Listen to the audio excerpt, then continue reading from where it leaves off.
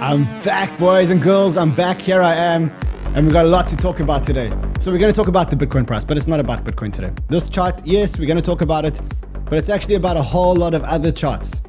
It's about this chart over here, the ETH BTC chart. Look at these two big green candles. It's about ETH being above 2,000 and what the implications of it are. It's about the Bitcoin dominance getting these two big red candles. Because if I'm right, then not only are we going to see a run, but we're actually going to see a run on the altcoins, which is something that we've been waiting for a long time. So listen, rise and shine. We've got a lot to talk about today. I'm back. Been a vacation. I actually really had a vacation for the first time in a hell of a long time. And here I am and I'm back. And I must say, for the beginning part of my vacation, I felt like I missed absolutely nothing. The market Bitcoin was at 28,000. Nothing was happening. But in the last like 2-3 days, I tell you, I got huge FOMO because shit was happening. I wanted to talk to you about a whole lot of theories that I had, a whole lot of different things that were going on that I was seeing, and they were playing out exactly as I predicted. Now, I try to keep a lot of you up to date on Twitter, but you know, Twitter's not the same. It's not the same as seeing each other every day and chatting to each other. The good news is that now I'm back. I'm planning on doing a lot of shows. I plan on doing a whole lot of weekend shows if we need to do. So yeah, lots going on. Lots going on. I think we've got a big show today. So listen, if you are new to the channel, and I know I see some new people here in the chat, welcome. I also see our good friends. If you're here, say present. Sheldon Roach, if you're here, say present. Ken, if you're here, say present. Nomad Dad, if you're here, say present. Someone says Run is back. AI Otto. Yeah, Run is back. Someone says Run, is 𝗕𝗏𝗿𝗆 in your cupboard? No, 𝗕𝗏𝗏 is in my head. We're going to talk about 𝗕𝗏𝗏. We're going to talk about that. Who else? Sean, if you're here, say present. James, if you're here, say present. Present. All right, Josh, if you're here. Present. All righty, everyone's in class. 𝗏𝗏𝗍𝗍, if you're here. Present. Everyone's here. Present. All right, present. Let's go. All right, so we got to talk about. Hold on, have I told them to like this? I haven't told them to like it. I told them to subscribe. If you want to help me tell people that we're back, what I need you guys to do is I need you guys to smash that like button, obliterate the like button. We're going to do a massive show today. I need as many of the fam to know that I'm back as possible. The only way to do it is to tell the algorithm that shit's going on in this channel. All right, let's get into the meat and potatoes of the show. We're going to talk about the Bitcoin chart because what we're seeing on Bitcoin is, it's great. I mean, let's quickly just look at what we actually are seeing on Bitcoin. So if you go here and you look at the monthly chart, we're now in the 4th consecutive green month. So let's just quickly, there we go. So you got January up 39.63%, February up a little bit, 0.03%, then March 23% up, and now we're in the 4th consecutive green month. Now, we've only had one other time where that's happened, and that is in 2013. So you can see in 2013, we had that happen over there. And 𝗏𝗍𝗍, are you trying to break that keyboard? Or so 𝗏𝗍𝗍's typing like this, like maybe the keyboard's done something to him. I'm not sure. You should have seen it. So it's crazy. All right, so that's where we are with Bitcoin. Now, there's good news when it comes to the Bitcoin front, but this show is not going to be about Bitcoin. So just bear with me while we talk about Bitcoin. And we're going to talk a little bit about macro, and bear with me because I know that those things bore us because we're a bunch of degen retards.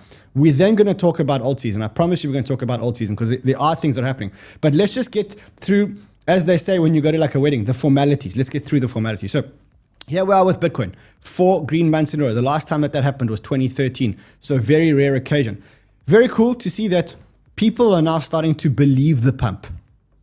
You can see that if you look at the volumes in spot. So in March, the total spot trading volume rose 10.8% to 1.04 trillion. But more importantly is you've seen the spot volume increase, which means that more and more people are starting to see this or to believe the pump. The same pump that we've been telling people to respect since about 19,000. Now people are starting to respect the pump. Now, you know what happens when people come in to respect the pump? The price goes up. And then as the price goes up, you know what happens? People start to get FOMO. And then you know what happens when they start to get FOMO, right? They start to take leverage because crypto traders are a bunch of leveraged degen retards. That's actually what they are.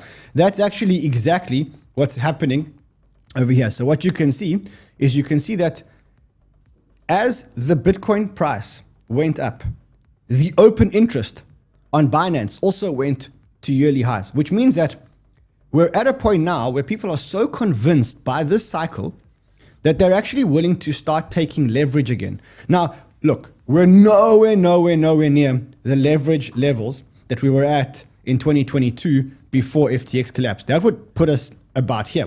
We're still nowhere near there. In fact, we're 2/3 of the way to be there. But we are starting to get confidence back in the market that people are coming in and willing to start taking leverage again. And that's a very, very, very good sign. I know generally when we talk about leverage, we always say leverage is bad and leverage will crash the market. But a good level of leverage is always good in the market. And it's a good indicator to tell you when people are starting to get confident in the market. And the more people take leverage, the higher the price goes. The higher the price goes, the more confident people take, the more leverage they take. And that eventually causes that cascade downwards when the leverage crumbles. But we're nowhere near crumbling levels. We're nowhere near crumble levels. We're only at 2/3. Like crumble levels would be up here. That would be crumble levels. And if this chart went further back, in fact, we should ask our analyst, Joe, the Irishman. Look, I just want to stop. Let's just stop here for 1 second. I'm telling you that this guy is the banter head of research. Okay? I'm telling you that this guy is where I get my alpha from. This is the guy who brings me alpha every single day on a play. This is the guy. And only 17,200 of you are following him. Like, what is wrong with you guys? It's like free alpha. I'm basically telling you, you want free alpha? Follow at @the_Irish_man.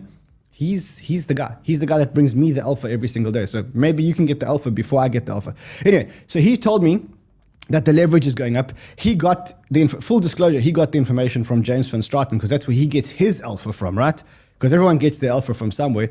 You can see that the open interest is increasing. And if the open interest is increasing, you know what that means, right? It means that people are more confident. You can see it everywhere. You can see it in the options. You can see it here. This guy says open interest up to 36,000 Bitcoin in the past 2 days. And the CME grew the most, 19% after Easter.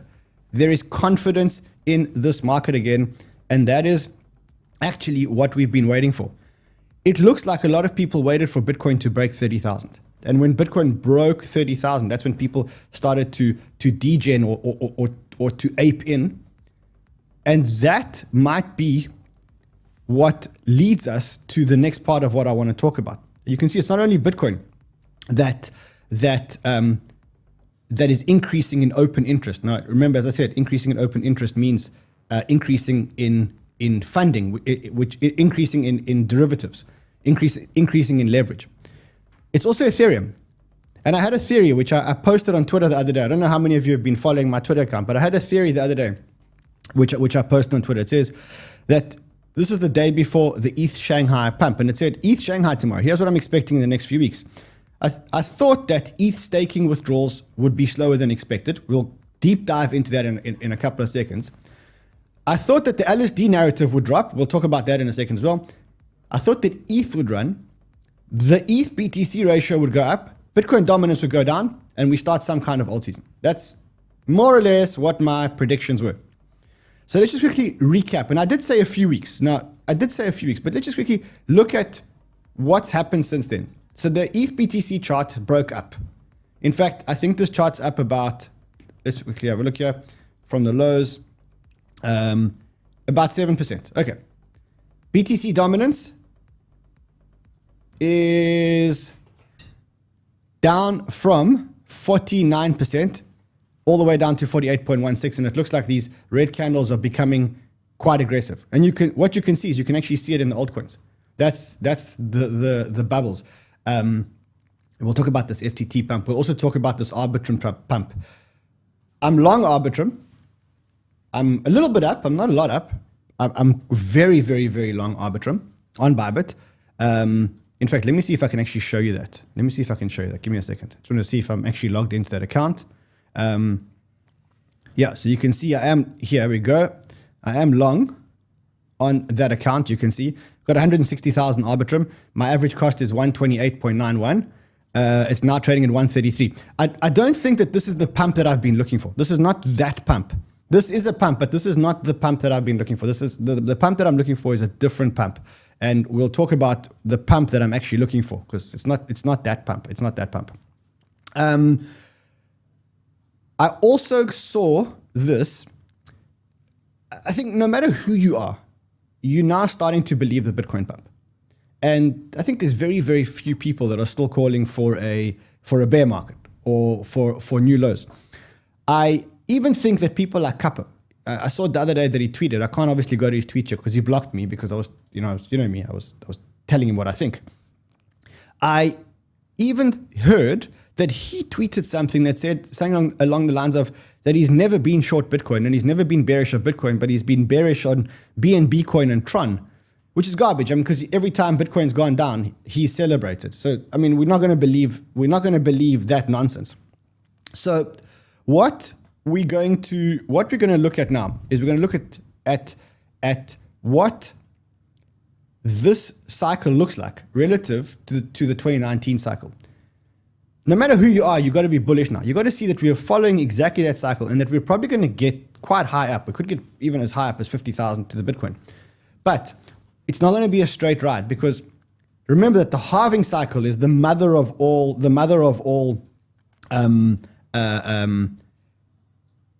indicators for us to tell us when the bull markets are happening. And so I think we're going to get this accumulation period here and we're going to start getting some crazy runs in altcoins. A lot of people are talking about altcoin season out. Big Cheds, even Big Cheds, who's usually quite negative, he's talking about altcoins and altcoin time soon. I don't know if we're there yet. I've got to be honest. I don't know if we're there yet. I don't know if I'm ready to call a full-on alt season. I don't think that we've suffered enough. I don't think we've had enough suffering. I think that altcoin seasons only come when you really, really, really lose all hope and belief that the altcoins are going to run. And you start to think to yourself that this time is going to be different. And that it's going to be so different this time that you have to put all your money into Bitcoin. I've told you guys this story many times before, but I've been here for 3 very violent, very rampant altcoin runs. And in every single one of those altcoin runs, I remember the same thing happened. It was Bitcoin. It was more Bitcoin. It was more Bitcoin. I looked at my altcoin portfolio. I said, holy shit, I'm holding a bunch of shitcoins from the last cycle. They're never, ever going to run again. I looked at the rest of my portfolio. I was like, it's going to be Bitcoin only. And it's only when I lost any hope that there could ever be another altcoin run. In fact, I remember sitting with 𝗕𝗍𝗍𝗍𝗍 from eToro, and we're going to talk about eToro. We're going to talk about the Twitter news because the Twitter news is much bigger than anybody's making out, right? And I remember then him and I talking in the car, and he said to me, I don't think there's ever going to be another altcoin season. And so I went home and I traded a lot of my altcoins into Bitcoin. And it was only then that the altcoin season started. And so I think the same thing is going to happen. I don't know if it's time for the big altcoin season right now because I just don't think that we've suffered enough. But I think when we do get to that point, the max pain point, that is when the real altcoin season is going to start. And we're going to talk about altcoins today because there's a lot of altcoins to talk about. I think there will be a pump in altcoins. In fact, I think we're already seeing a pump in altcoins. I mean, I don't know if you saw, we just spoke about Arbitrum. Let's just quickly go to Arbitrum and let's just quickly look at the Arbitrum chart. We are getting a pump. As I said, I do think this is not the pump that I'm looking for. 133.49. Wow, how's that candle? This is a great pump. Don't get me wrong. I'm very, very, very excited about this pump. But this is not the mother of all pumps that I'm waiting for. And I'll show you why this is not that pump yet. We're also seeing Solana. Look at that. Solana's back at almost $25. My position where I was massively underwater is now getting into the money. And then I've got another position in Solana, which I did share with you guys, where I bought Solana, I think it was $12 or $13. You guys can remind me. That position is big time in the money. Big time in the money. So, yeah. All right, let's talk about the other signs that we're seeing that there might be signs of life in altcoins.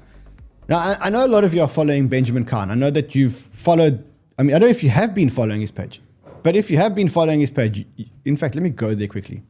Let me quickly go into the Cryptoverse. There we go. That's his page.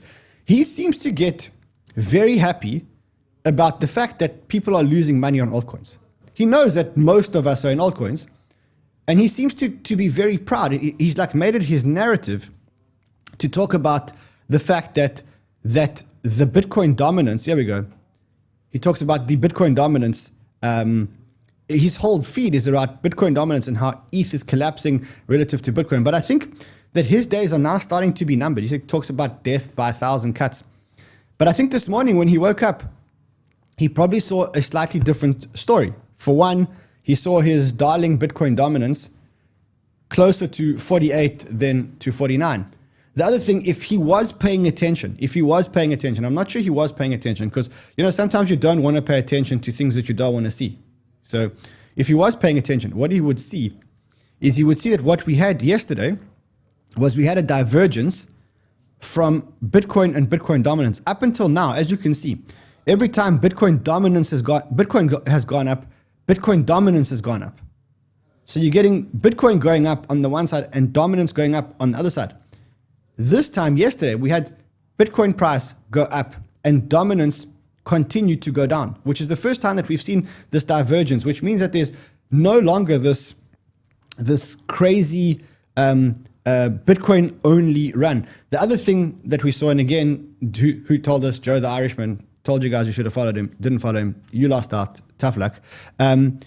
What he said is, he said a very critical level for ETH dominance is actually this 48% to 49%. So if you look at ETH dominance, you can see the 48% here is very, very crucial. In fact, that's a level that we haven't tested since May 2021. And haven't tested on the upside, because you see, like, all these are on the downside, but since July 2018, that's when we broke above that. So it would be crazy if we broke above that now, which is why I kind of think that there is a big resistance here. There's a massive resistance. In fact, the resistance sits there at 48.85 or 49. There's a big resistance there. And I think what's going to happen here is exactly what Joe actually said, is that every time that Bitcoin gets there, ETH starts to move. So ETH started to move in 2021. ETH moved 40%. In July 2021, it moved 120%. And on June 6, 2022, ETH moved 40% when we got to that 48, 49% resistance. And I don't think this time will be different. I don't think that it was coincidental. I don't think at all that it was coincidental that this turning point in the Bitcoin dominance came on the day where I made the prediction that ETH Shanghai would change everything. I don't think it was coincidental that ETH Shanghai changed everything. I said ETH Shanghai is going to make a big difference. It's not coincidental. This whole thing is not coincidental. This was a big turning point for ETH, and we'll talk about that in a second. Let's just get through some of the formalities. So let's quickly go through the formalities. The formalities are that we had very, very, very good inflation data. Much better than people give credit to the inflation data that came out yesterday. I was watching the inflation data. In fact, I wanted to go live, but Emirates didn't deliver my luggage to my hotel, so I didn't have a studio, so I couldn't actually stream, which is actually quite good. I got to spend time with the family, and I also got to watch how other people were covering the events. And then I realized that we need to cover the events a lot better, a lot more than we do. Anyway, let's talk about what happened here. So the first thing is we got, there we go. So let me just get myself out of the way. There we go. So you have the inflation numbers. We got the inflation numbers yesterday coming in at 5%. That everybody saw. What I think that a lot of people actually didn't see is that the inflation numbers actually came down much faster than they've ever come down. Okay, so if you look at when inflation peaked at 8.9%. You can see that over here. Then it dropped to 8.4%, which was a 6% drop. Then it dropped to 8.2%, which is like a 2% drop. Then it stayed the same. Then it dropped by 5%. But this drop between 6% and 5% was actually a 17% drop. You're talking about a 17% drop in inflation. So not only does that show that inflation is dropping, but it actually shows that inflation is dropping at a very, very, very, very fast rate. The other thing which I think a lot of people didn't see is that the CPI inflation in the last 9 months, if you take the last 9 months, the total of the CPI inflation is 2.4%, which means that if you annualize that, you're looking at a 3.2% inflation. So as I said to you guys much earlier in the year, I said to you guys earlier in the year, I said, inflation narrative will be gone by June. So when we get back here, inflation will be gone. And I think by the time we get back here, inflation is in 3.6%, and the inflation narrative is historical. So let's see if I was right. That's the first thing around inflation. Second thing is, we also just had the PPI numbers that just came out, which is, remember, the PPI is the producer price index, and they came out much better than expected. In fact, I think it was 2.7% versus 3%, which kind of says to you, listen, the inflation narrative is history. There's no more inflation narrative. I'm predicting now that we're going to get a new narrative. Let me just show you that I did tweet about this. They're asking if they've changed the measure of inflation. Isn't that part of the reason? No, this is unrelated to that. I want to show you something else here.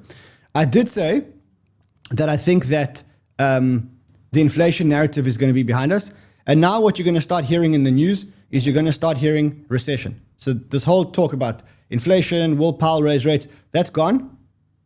The interest rate raising expectations, I think, are wrong, to be honest.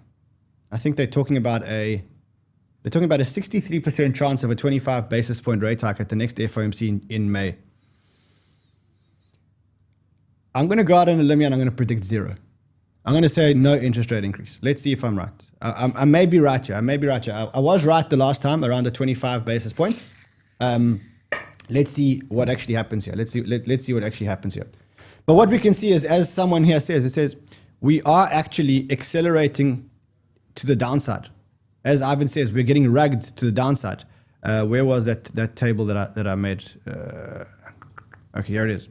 You see, 17%. So we went from inflation decreasing at a rate of 5% per month to increasing at a rate of 17% per month. That's huge. So this narrative playing very much in our favor means that Powell, I mean, if there is one more interest rate increase, there's one more interest rate increase, then we go into a new narrative, which is recession. Remember, when there is recession, Powell has to start loosening because he has to start stimulating the economy.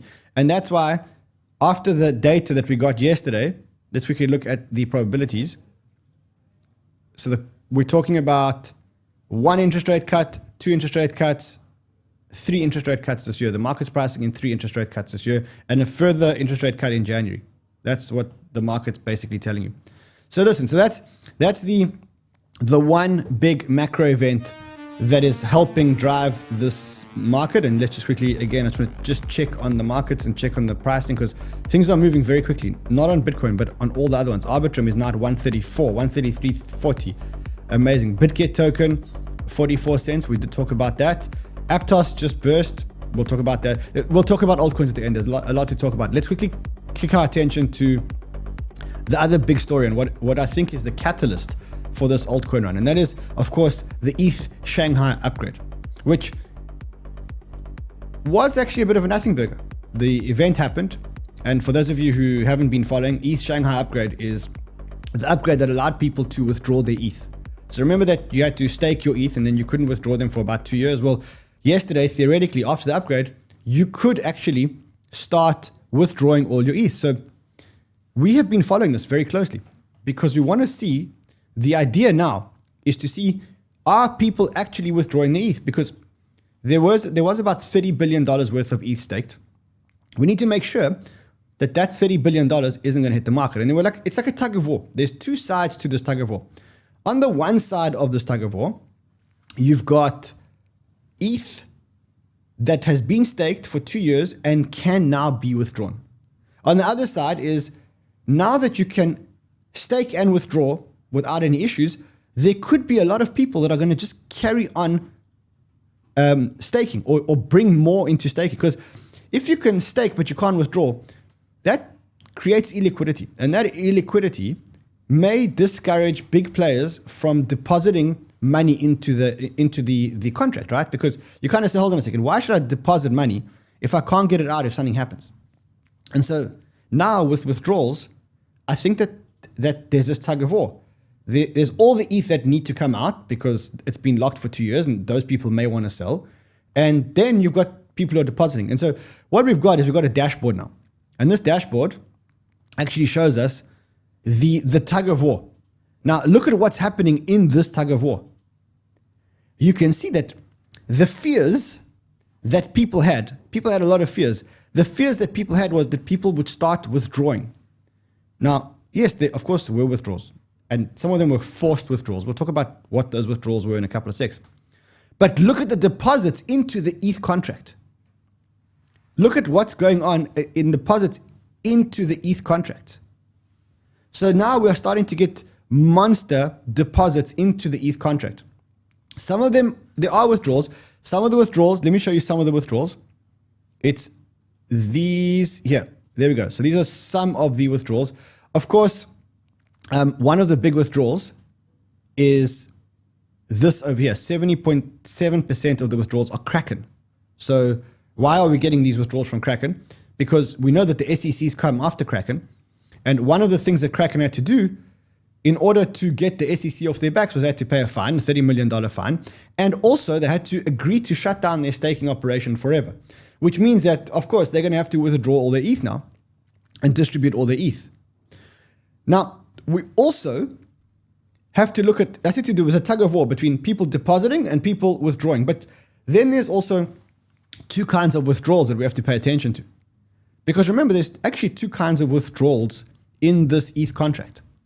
The first kind of withdrawal is people that keep their ETH staked, but just want to withdraw all the rewards that they earned. So like if you staked your 32 ETH and you earned all those rewards, you want to withdraw your rewards. And then you want to see the withdrawals of actual principal.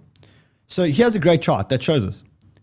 The orange is the withdrawal of rewards, the dark orange. And then like the yellow is withdrawal of principal.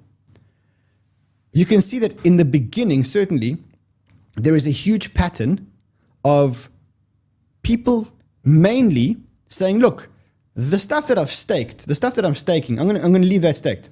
But the interest that I've earned, I want to take that out and I want to either restake it or I want to use that for something else.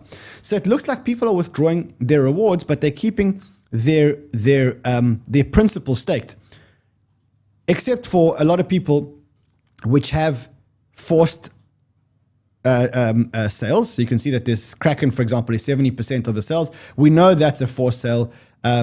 You also, I did see this, I haven't verified this, but he says the biggest individual staker withdrawing ETH from ETH staking is pulling 15,000 ETH that they've gained, that they've had since Genesis.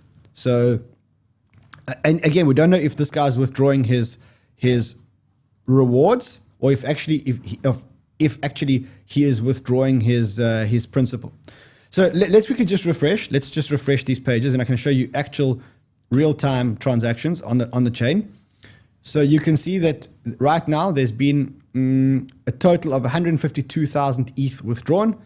Of that, Lido has withdrawn 88,172. Remember that you can't withdraw immediately. There's like a queue. You basically get into the line, and you wait. But the big dashboard to look at is this dashboard over here. We want to make sure that there's more green than orange. And I think that what we're seeing now is exactly this. We had withdrawals. We'll continue to see some withdrawals, but I think people are starting to stake more. And that's the first part of my prediction coming to light, saying I think withdrawals are going to be much lower than expected. And we'll talk about this LSD narrative in a second. But I think that this whole FUD around this ETH Shanghai upgrade and whether people are going to withdraw a lot, that's now gone away. And that's why you're starting to see the ETH price, well, it broke 2,000. Now it's not come under 2,000, but it broke 2,000. And that's why you're seeing the dominance, not to get destroyed, but certainly coming down quite a bit. One of the biggest one-day drops that we've had in a long time. And as I said, I think that may actually be the catalyst for a mini alt season. I don't think it's the mother of all alt seasons immediately. I don't think that that's happening right now.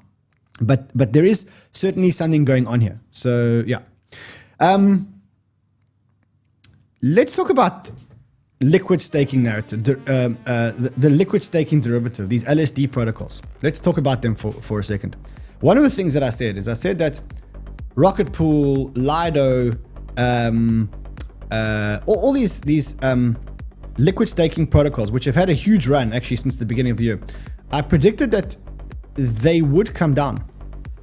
And I see that I may actually have been right here. You see there's a big downward trend here when it comes to Lido. I want to just explain to you what my thinking is here. So follow my thinking here.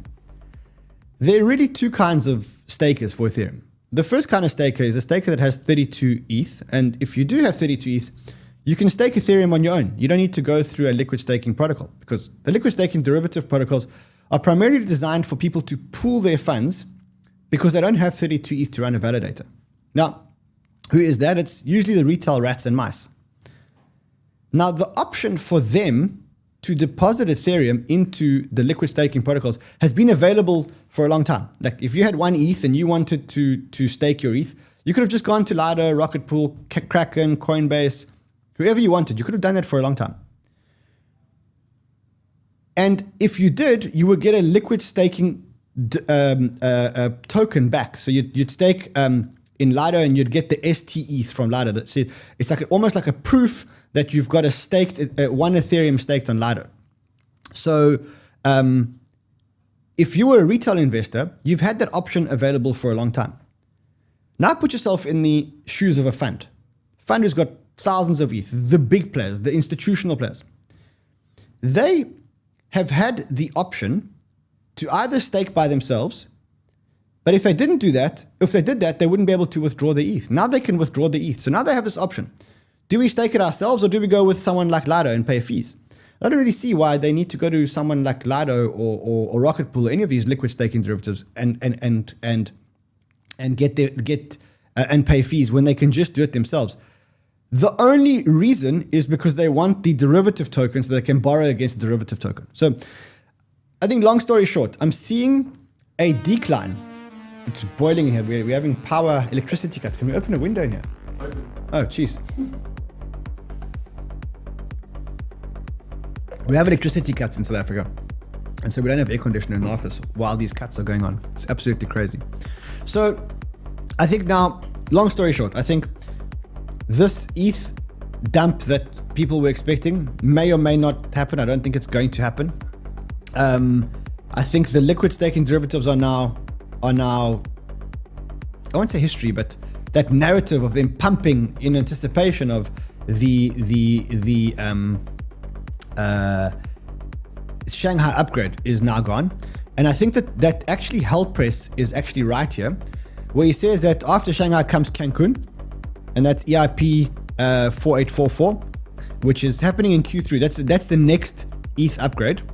And here he says that layer 2s will be the new hot narrative. And I think I agree, because without getting into the detail of that upgrade, what that upgrade actually does is it makes the settlement between layer 1 and layer 2s much cheaper. It makes transactions between layer 1 and layer 2s much cheaper. Sorry, just 1 second. Let me just move that there. And so I think that's the big narrative here. I did see this tweet here. I don't know if you guys want to go and look at it in your own time, but it just says, it breaks it down. It's from Pastry ETH. And it breaks it down about what this new EIP 4844 is, which is the next upgrade, which happens in the next upgrade in, I think, Q3 or Q4. But it just makes ETH transactions cheaper. And that's a big part of the merge. The big part of this ETH 2.0 narrative. Alrighty, let's talk about altcoins, because I think that's why we're all here. And there is something going on in altcoins. We know that. There's actually a lot going on in altcoins. We're going to talk about all these amazing things that are actually happening in altcoins. So let's look at what's running and why it's running. So first thing we know, the clues, as I said to you earlier, the clues are the ones over here. The first thing is you have dominance going down while the Bitcoin price is going up. First time that's happened in a while. You've got this critical resistance on the Bitcoin dominance. So this 48-49% resistance, that coincides with the East Shanghai upgrade. Also good. Now let's look at the actual altcoin charts. Okay, so you're getting even, I want to call it like the laziest of donkeys. You know, like this is like Solana has been like, you know, if you've backed Solana in this race, it's like you look at all the other horses racing and you think to yourself, have I backed a lazy donkey, basically? So even the ones that haven't run have started to run. You can see, and Solana has been one, but it's broken this trend that it's actually been on since I mean, you can go back. You can even go back to like here. So you can kind of say that this trend has been around since May, August 2021. That trend now broken, history. Okay. So why is this happening?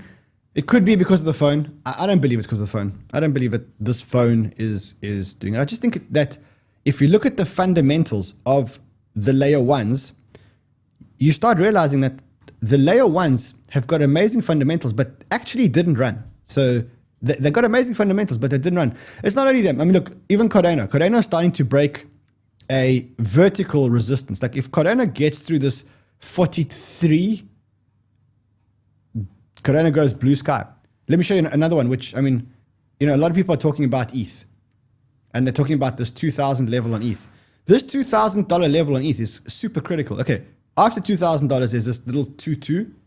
But then look here. There's kind of no resistance until you can say 2.4 and then 2.9. So if this ETH run actually happens, you start getting this parabolic kind of movement. Another big one is Avalanche. So let's quickly look at Avalanche.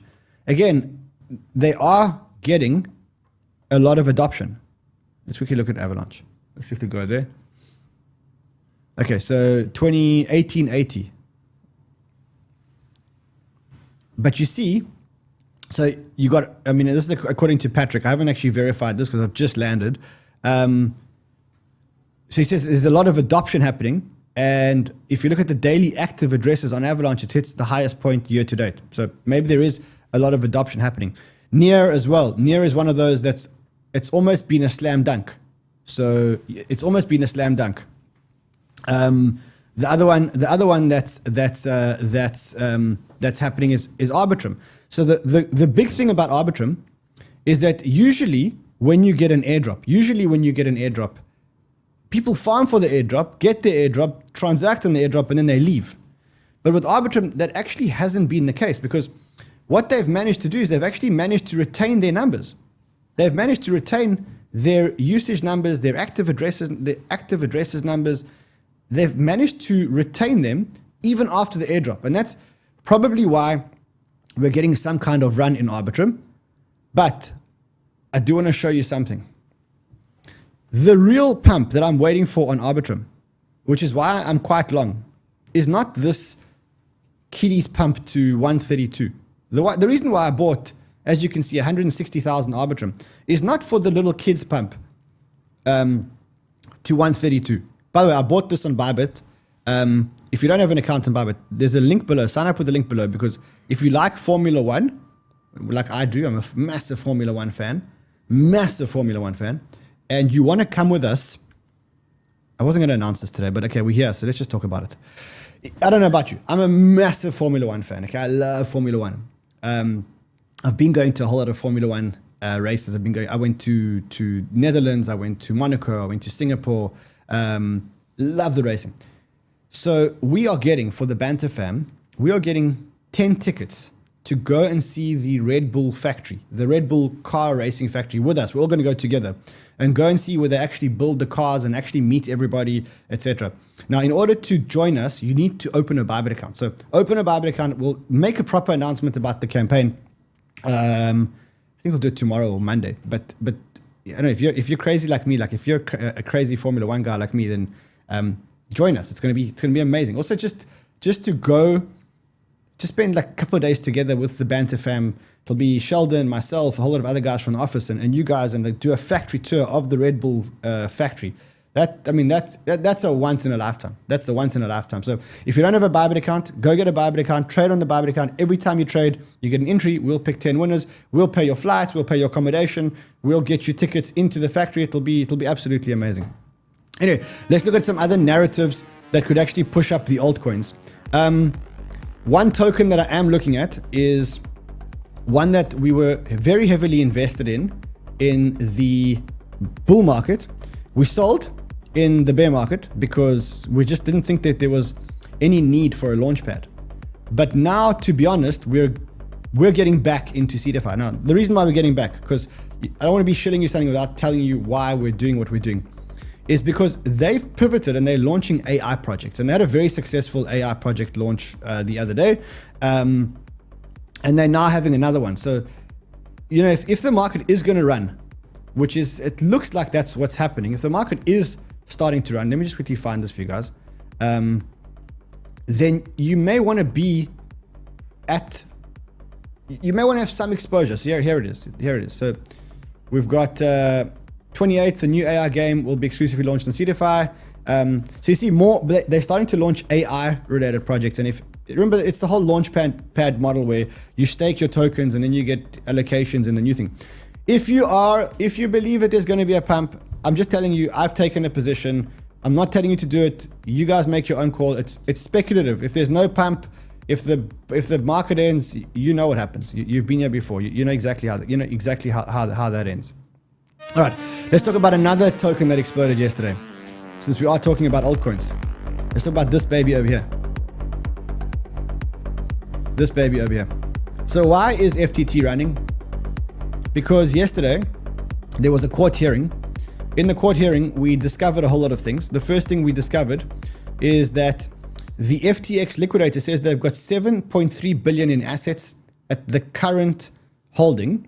2 billion is in cash, 4.3 billion is in category A crypto, 0.3 billion is in securities, and then 0.6 billion is in settlements and interest receivable. So it looks like they've done a good job of getting 7.3 billion into a bucket, basically, right?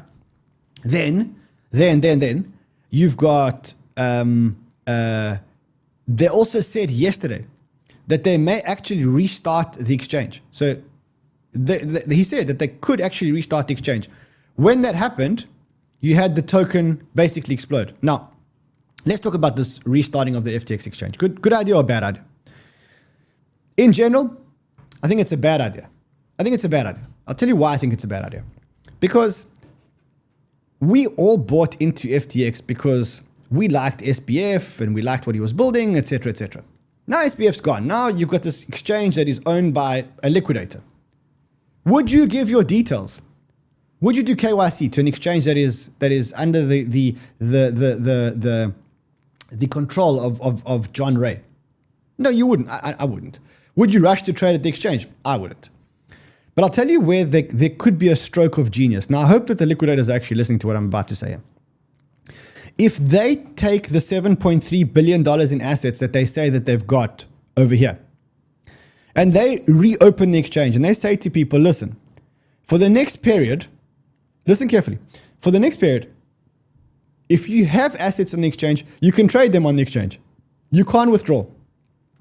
You can deposit, you can't withdraw, and you can trade inside our ecosystem. So you almost force people to trade their FTX money on FTX. That is one way that the exchange could actually get traction. But otherwise, I just don't see people flocking into this brand new exchange when there are other great exchanges that survived all of this. Like, if you know Bybit's available and Bybit survived this, or BitGet, or any of our partner exchanges, OKX, why would you go to FTX? Why would you take a risk on FTX? Come on, unless, and I hope the liquidator is listening. You only let people trade the money that they've got on the exchange, no withdrawals. Then you're forced to trade in the ecosystem. Then you can get the exchange going. After 1 year, once this exchange is going, then you can change your tune and you can let people do withdrawals. By that time, the exchange has traction. But I don't think that that's what the liquidator is thinking, by the way. All right, let's talk about another big catalyst for a bull market slash, I don't know, possible altcoin market slash crypto run. And that is this story over here, which broke earlier, which says that Twitter will now let users access crypto trading through eToro. So here's the story. It's a partnership. It is. I've spoken to Yanni, who's the founder and CEO of eToro, and he says it's a direct partnership with Twitter, and they are allowing people to buy and sell crypto on Twitter using eToro. So the first thing you look at is it a real partnership? Yes, it is a real partnership. I verified it. The deal is done directly between eToro and Twitter. It's not done through Mask or any of those other things. Then let's look at the list of tokens that are available on eToro. So this is the eToro list of tokens. You can see that a lot of your favorite tokens are probably there. Bitcoin, ETH, BCH, XRP, Cardano. All of these tokens are available on eToro. So all of them are available on eToro to buy. So you look at these, you say, okay, these are the ones that potentially could be bought on Twitter. And this is super bullish. But most importantly, when I look at this, most importantly, when I look at this, the one that to me is going to get the most benefit here. The reason why I think this deal was done is because of this token over here. Because of Doge. I think that what Elon Musk said is, hold on a second.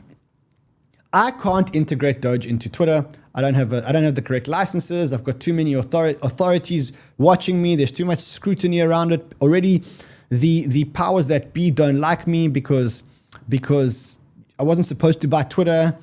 I wasn't supposed to stir the hornet's nest and show how the current administration and previous administrations were doing shenanigans to manipulate what people were thinking. I can't get involved, and I can't give them ammo to integrate and to do Doge. But what if I just partner up with someone who do have the right licenses and allow people to use the platform to trade, buy and sell cryptocurrencies? Then my neck's not on the line because I'm just allowing people to do it. They have all the right licenses. They have all the right execution.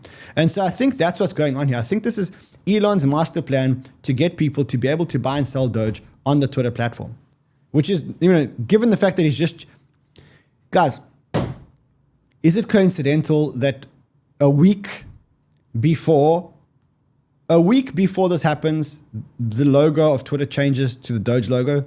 Really? Come on, guys. Yeah. Elon's the richest man in the world, and he's just like one of the smartest people in the world. You think he'd make that kind of dumb mistake? I don't think so. We've got about 2 or 3 minutes left. Should we talk about this poor journalist that's going to lose his job? Have you guys seen it? Let's quickly get a few guys. I mean, this guy's lost his job for sure. Content you don't like or hateful? What do you mean to describe a hateful thing?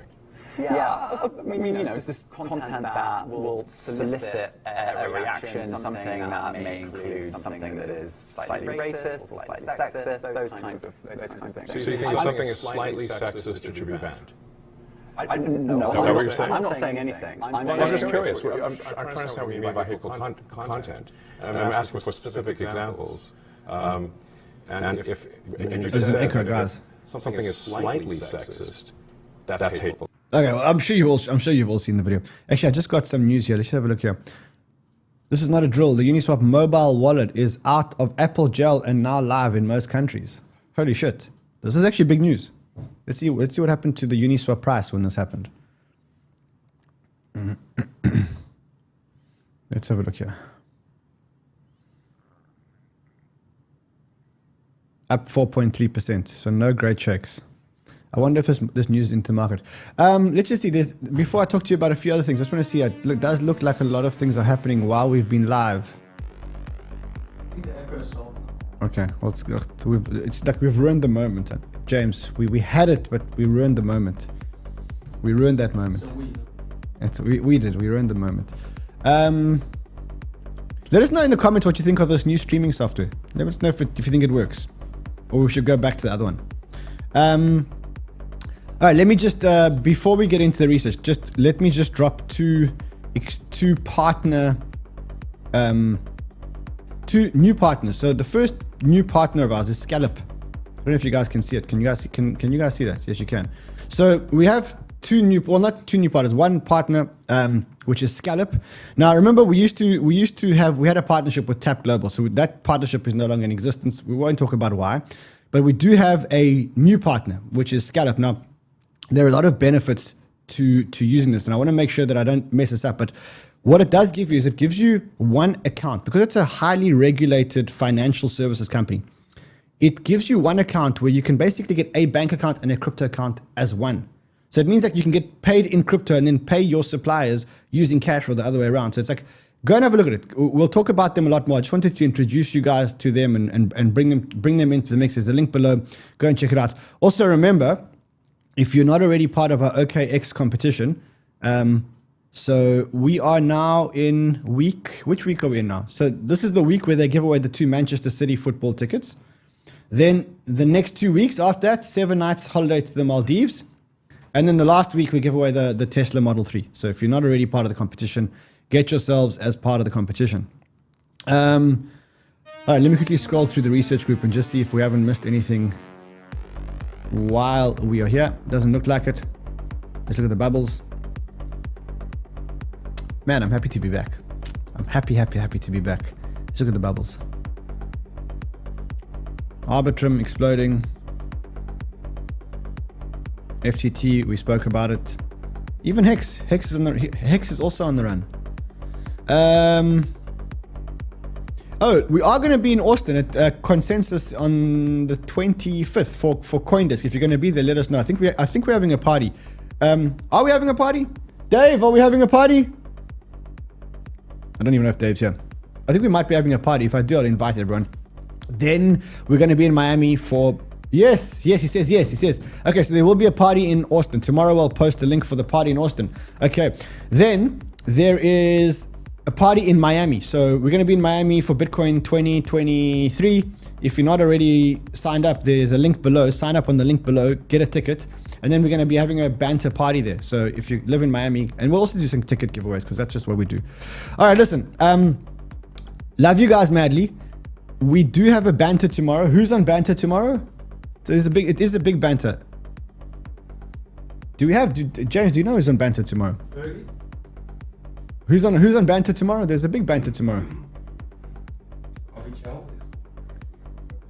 Okay, so we've got a big banter tomorrow. Hold on, someone just sent something on the research group with us. Okay, it's the Uniswap app is not available in their country.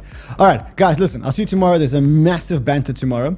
And I'll probably do one or two shows on the weekend. So listen, glad to be back.